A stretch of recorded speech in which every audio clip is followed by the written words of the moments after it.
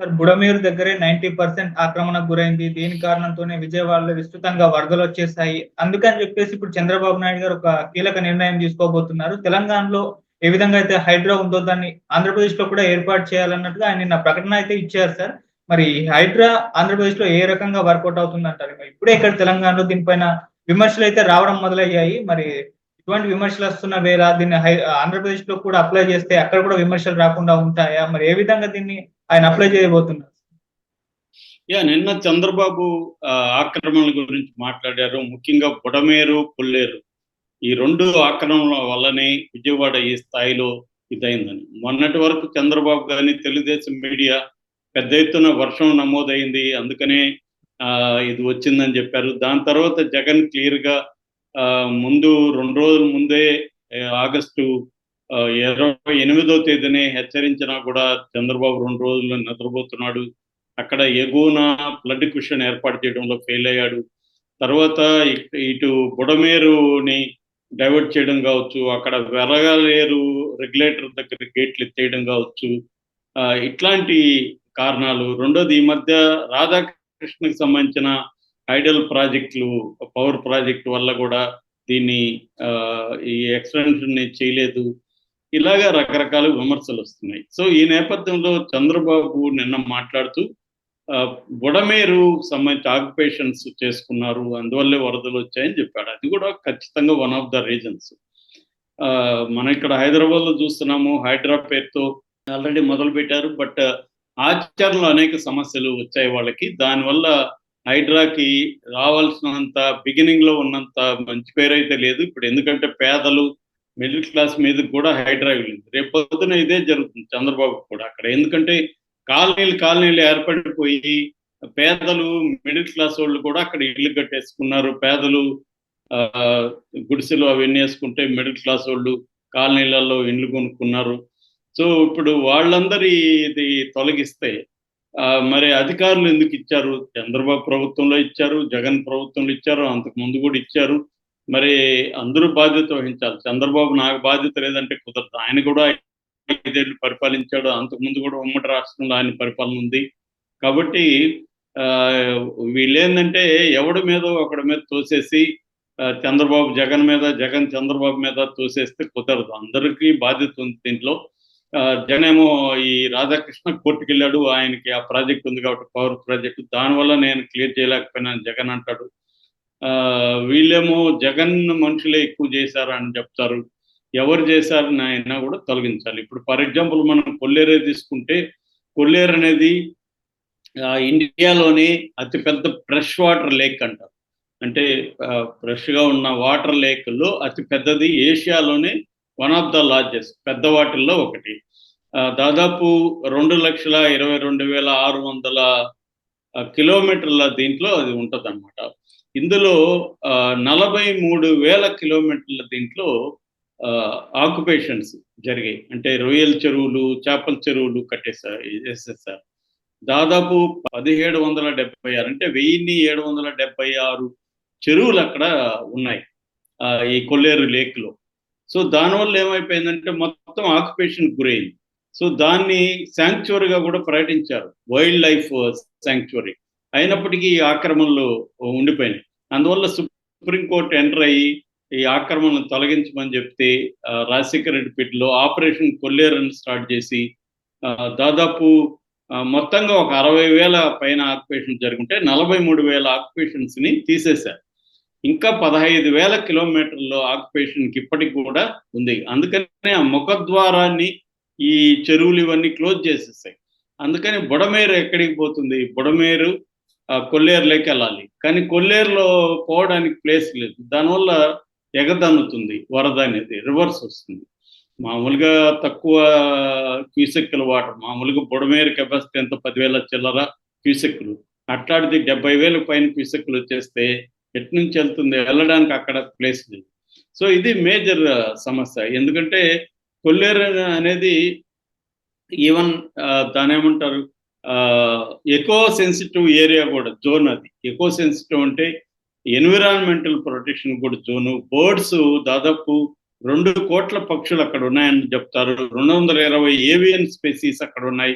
తర్వాత 100 మైగ్రేటెడ్ రకరకాల బోర్డ్స్ అక్కడికి వస్తుంటాయి. సో దాన్ని కూడా ఇది డిస్టర్బ్ చేస్తుంది అనమాట. ఎందుకంటే ఇది ఉమ్మడి గోదావరి జిల్లాలు, తర్వాత కృష్ణా జిల్లాల డెల్టా మధ్యలో ఈ సరస్సు ఉంటుంది.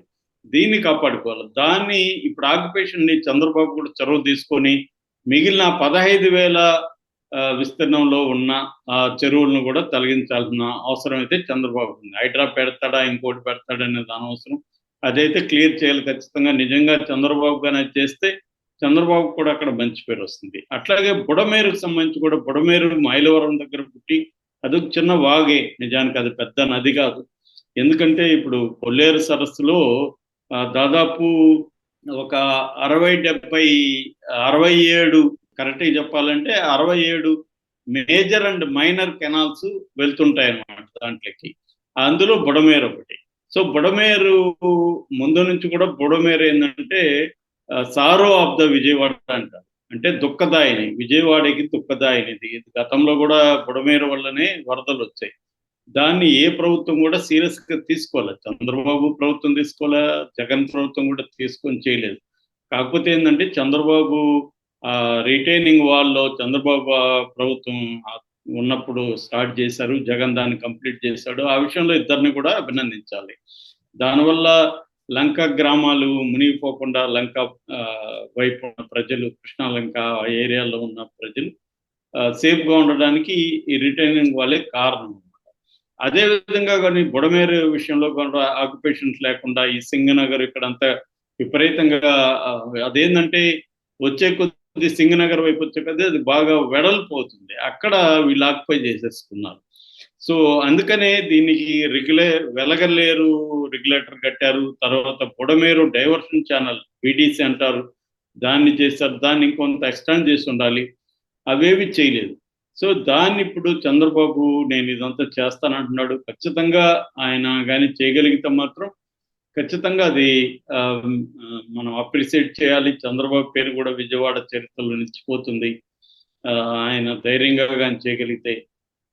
దీంట్లో ఇప్పుడు రాధాకృష్ణ లాంటి వాళ్ళ ప్రాబ్లమ్స్ కూడా ఉండొచ్చు. దాన్ని చంద్రబాబు మనుషులు కూడా ఆక్యుపై చేసుకుండొచ్చు దాంట్లో. ఎందుకంటే ఇప్పుడు మనం హైదరాబాద్లో కూడా అదే చూస్తాం కదా, అన్ని పార్టీల వాళ్ళు చెరువులు ఆక్యుపై చేసుకున్నారు. ఒక పార్టీ అని చెప్పాల్సిన అవసరం. అట్లాగే కొల్లేరైనా లేకపోతే బుడమేరు దగ్గర అయినా ఇటు తెలుగుదేశం వాళ్ళ ఆక్యుపేషన్ ఉంటుంది, వైసీపీ వాళ్ళ ఆక్యుపేషన్. ఎవరు దీన్ని అనేది పక్కన పెడితే అందరిది ఉంటుంది. ఇక్కడ ఎవరు ఏ రాజకీయ నాయకుడు కూడా నేను నీతిగా బతుకుతున్నా అంటే ఎవడు అసలు నమ్మడు కూడా నమ్మడు. ప్రజలు, సామాన్య ప్రజలు కూడా ఇక్కడ ఎవరు నమ్మడు. అందరూ ఆక్యుపై చేసుకుంటారు. ల్యాండ్ మీద ల్యాండ్ గ్రాబర్స్ కానీ వాళ్ళు ఎవరు కూడా లేరు. అందరూ ల్యాండ్ గ్రాబర్స్ ఎక్కువ మంది ఉంటారు. సో ల్యాండ్ గ్రాబింగ్ అనగానే ఈ చెరువుల్ని, ప్రభుత్వ భూముల్ని ఆక్యుపై చేసుకోవడం, పేదలు అంటే వీక్ ఓనర్స్ ఉన్న ల్యాండ్స్ని ఆక్యుపై చేసుకోవడం, ఇది అనేది ఎప్పటి నుంచో అన్ని దగ్గరలో జరుగుతుంది. ఎప్పుడైతే ల్యాండ్ వాల్యూస్ విపరీతంగా పెరిగాయో ఈ ఆక్యుపేషన్స్ ఇవన్నీ కూడా పెరిగాయి. సో ఇప్పుడు మరి చంద్రబాబు ఏదో ఇప్పుడు నేను అవి చేస్తాను ఇవి చేస్తానని చెప్తున్నాడా, లేకపోతే నిజంగానే తీసుకొస్తాడా? తీసుకొస్తే దానికి మోడాలిటీస్ ఎలా ఉండబోతున్నాయి?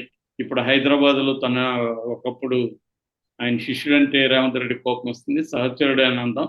సో తన సహచరుడైన రేవంత్ రెడ్డి తీసుకొచ్చిన హైడ్రా అనే అదే కాన్సెప్ట్ని అక్కడ చేస్తాడా, లేకపోతే అదేం అవసరం లేదు ఉన్న వ్యవస్థలతోనే ఈ ఆక్యుపేషన్ తొలగిస్తారా అనేది చూడాలి. కోర్టులు కూడా ఇలాంటివి ఉన్నప్పుడు సుప్రీంకోర్టు జడ్జిమెంట్స్ కూడా ఉన్నాయి. రంగనాథ్ కూడా ఈ మధ్య చెప్పాడు, ఆక్యుపై చేసుకున్న ఎఫ్టీఎల్ పరిధిలో కానీ బఫర్ జోన్లో కానీ ఆక్యుపై చేసుకుని ఉంటే వాళ్ళకి నోటీసులు కూడా ఇవ్వాల్సిన అవసరం లేదు, కూల్చేయచ్చు అని సుప్రీంకోర్టు కూడా చెప్పింది. ఎందుకంటే నువ్వు వచ్చి అక్రమంగా ఒక దగ్గర ముఖ్యంగా వరదలకు కారణమవుతుంటే దాన్ని కోల్చకుండా ఎలా ఉంటారు? అట్లాగే ప్రజలు కూడా మిడిల్ క్లాస్ వాళ్ళు వీళ్ళు తక్కువకు వస్తున్నాయని ఎగబడి వెళ్ళిపోయి కొనడం కాకుండా అందరూ ఆలోచించాలి. ఇప్పుడు దీనివల్ల అంటే అవేర్నెస్ క్రియేట్ చేయడం కూడా ఇంపార్టెంట్. జరిగింది జరిగిపోయింది, దాన్ని ఎలా చేస్తారనేది ఒక ఇష్యూ అయితే, ఫ్యూచర్లో జరగకుండా ఉండాలంటే ఎఫ్టీఎల్ బఫర్ జోన్లు డీటెయిల్గా ప్రకటించాలి. అది ఆన్లైన్లో అందరికి అందుబాటులో ఉండాలి. ఎవరైనా ఎక్కడైనా కొనుక్కోవాలంటే దానికి సంబంధించిన కంప్లీట్ డీటెయిల్ ఉండాలి. అదొక ప్రాబ్లం. ప్రభుత్వం ఏంటంటే మనం ఇప్పుడు ఒక సైట్ కొనాలి, ఆ సైట్కి సంబంధించి చెక్ చేయాలంటే మనకి ఎక్కడ అందుబాటులో డీటెయిల్గా ఉండవు. మళ్ళీ లాయర్లు పెట్టుకోవాలి, ఆ పేపర్ని స్టడీ చేయడానికి ఇంకోటి ఇది పెట్టుకోవాలి. ఈ తతంగం అంతా ఎందుకని ఎవడో నా ఫ్రెండ్ కొని ఉంటే వాడిని నమ్మి నేను కొనడం ఇలాగే వెళ్ళిపోతున్నారు తప్ప ల్యాండ్స్ సంబంధించి ప్రాపర్ రికార్డ్స్ మెయింటైన్ చేయడం, దాన్ని ప్రజలకు అందుబాటులో ఉంచడం, ముఖ్యంగా ఎక్కడెక్కడ చెరువులు ఉన్నాయి, ఎక్కడెక్కడ బఫర్ జోన్లు ఉన్నాయి, ఇవన్నీ అందుబాటులో తీసుకురావడం అనేది కూడా ప్రభుత్వాలు చేయాల్సిన పని. అట్లాగే అక్రమంగా పర్మిషన్లు ఇచ్చిన అధికారులని ప్రాసిక్యూట్ చేసి వాళ్ళ మీద కేసులు పెట్టి వాళ్ళని జైలుకు పంపించడం ద్వారా వేరే వాళ్ళు ఇవ్వకుండా ఉంటారు. ఇక్కడ ఏంటంటే రాజకీయ నాయకులు బ్యూరోక్రసీ అంతా కుమ్మక్కాయ చేసే కార్యక్రమాలు ఇవి. అందువల్ల వీళ్ళు వాళ్ళ మీద చర్య తీసుకున్నట్టు డ్రామాలు ఆడతారు తప్ప నిజంగా చర్య తీసుకోడు. రేవంత్ రెడ్డి అయినా తీసుకోడు, చంద్రబాబు అయినా తీసుకోడు. ఆయన ఏం చేస్తాడు అనేది మాత్రం మనం వెయిట్ అండ్ వాచ్ అనమాట. ఎందుకంటే నిజంగానే చేస్తాడా అంటే చేస్తే ఖచ్చితంగా ఆయనకు మంచి పేరు వస్తుంది. చేస్తాడా అనేది మాత్రం డౌటే నాకు. Okay sir, thank you so much.